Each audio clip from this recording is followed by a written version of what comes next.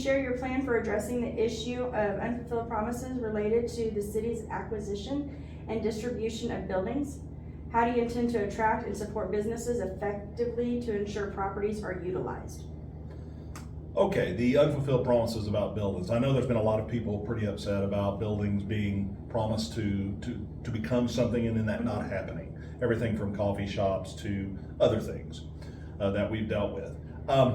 The thing about that is you have to really work hard to get people to be interested in a small town in America, especially in a town like Pana, where we're kind of like shrinking a little bit and we want to try to grow if we can. And so in order to get businesses here, I think the key will be to try to focus on specialty clients. Like I do know that businesses like the disc golf place and the bicycle shop and things like that, they're very niche, they're very special. And I think things like that might be something that we can look into as far as bring positive elements to the town. It's harder to do that in a small town, especially where our downtown is, because it doesn't get a lot of traffic, like say the highway might. And so we're really going to have to go with some things that might be specialty where people could be attracted to that. As far as getting people to come here, there's always things that we can do. We can help with TIF, where there's tax incentives, all kinds of things that we can do to try to attract individuals. And it will be a lot of work. What I want to also do is reach out to the community and see if people that are from Pana, that are actually living here, would be interested in doing something. Before I outsource to people far away, I'd rather give opportunities to our people here. Mm-hmm. That's what I think is best for small town America. Okay. I don't think there's been any unfulfilled promises with buildings. The city of Pana, what we've started doing in the past, and we've kind of taken a new way of looking at things.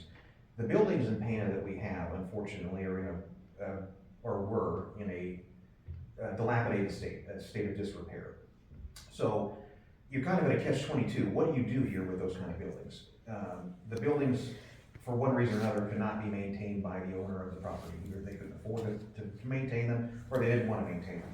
So what does the city do? Do we allow them to continue to fall down, collapse and get torn down, or do we step in and say, hey, we want to preserve our history and our heritage, and we want to make sure that these buildings live on so that the city can use them and they can be utilized. So what the city of Pana has been doing, and actively doing since around 2022, is slowly acquiring these properties from property owners that either don't want them, can't maintain them, or don't want to utilize them anymore. And we've been actively searching for developers to operate these buildings. But you got to remember, with these kind of properties, it's very, very expensive to restore them. It's very, very expensive to maintain them. So what do? Do we just allow them to fall apart, or do we save them and utilize them for future generations? So the city of Pana, and through our economic development program and our grant writing program and all that, has came to the conclusion, and along with the city council as well, they've been on board with it too, is fixing the buildings. We put a roof on the property, we do the masonry work on the property. That way we buy time. We make sure that the building is able to survive. And while that building is able to survive and we have time built up, then we can actively look for developers to go in and to take those properties. So the city of Pana actively pursues what's called an RFP, or request for proposal, on these properties, and we put them out for bid. So we say, hey, we want a downtown developer to come in and put in X, Y, and Z type store, or X, Y, and Z type business. And these bids come in, and then these developers, as they come in, will put a bid on the property. So we ask them then at that time, if it's a right fit, they have to provide their financial status, they have to provide their financial information, they have to provide very detailed financial information, and they have to provide a very detailed plan with a timeline that they're going to do the project they're going to do. And we don't just look outside for these proposals, we look at the internal ones too. So you said in the question was unfulfilled promises. I don't see any unfulfilled promises with these 5 or 6 properties that the city owns, because each one of these properties that the city owns is currently under negotiation for redevelopment. 3 of them are with outside businesses, and 2 of them with local people.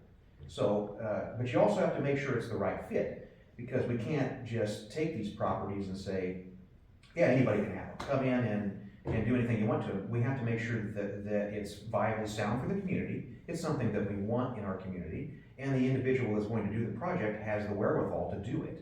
You can't just give the property or enter into a redevelopment agreement with somebody that has no plan or the finances or capital to do the project. So, as I said, we've got most of them in active negotiation right now, and going forward, I don't see it being a problem getting these properties filled. And you also gotta look at the timeline too.